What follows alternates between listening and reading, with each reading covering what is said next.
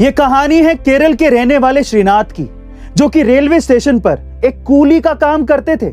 लेकिन वो ये नहीं चाहते थे कि जो परेशानियां उन्होंने झेली हैं वो उनकी आने वाली पीढ़ी भी झेले। सिर्फ इसीलिए उन्होंने सिविल सर्विसेज में जाने का मन बनाया। लेकिन श्रीनाथ के ऊपर परिवार को चलाने की जिम्मेदारी बहुत ज्यादा थी।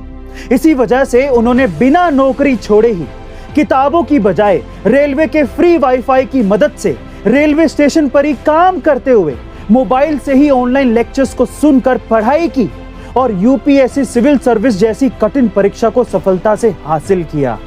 गाइस, दुनिया में मेहनत और इच्छा शक्ति से बड़ी कोई भी चीज नहीं है। अगर इंसान कुछ करने की ठान ले तो उसे कोई रोक नहीं सकता।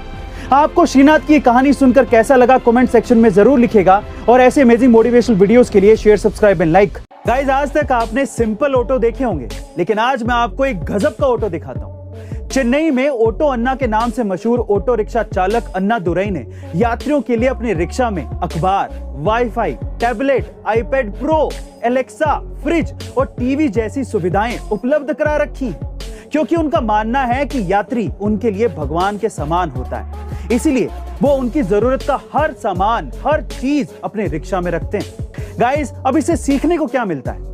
इससे ये सीखने को मिलता है कि कोई फर्क नहीं पड़ता कि आप कौन सा बिजनेस करते हैं। यदि आप यूनिक और कस्टमर्स की जरूरतों को समझते हैं तो आप बिजनेस में सफल जरूर होंगे।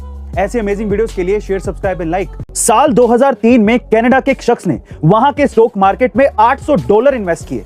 लेकिन हैरानी की बात यह है कि वो $800 सिर्फ 2 ही हफ्तों में $350 मिलियन में कन्वर्ट हो गए। यानी कि वो रातों रात करोड़पति बन गया। तब लोगों को यह लगता था कि वो पक्का अंदर का कोई आदमी है जिसे सारी जानकारी है।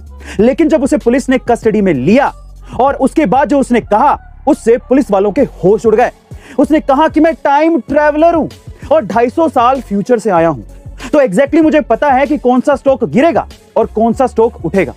लेकिन पुलिस को ऐसा लगा कि वो शायद उन्हें पागल बना रहा है, तो उस पर केस दर्ज कर दिया गया और उसे कोर्ट बुलाया गया। लेकिन हैरानी की बात यह है कि वो शख्स कोर्ट पहुंचा ही नहीं और उसके बाद से आज तक वो शख्स गायब है। गाइस, क्या वो सच में टाइम ट्रैवलर था? आपको क्या लगता है कमेंट सेक्शन में जरूर लिखिएगा।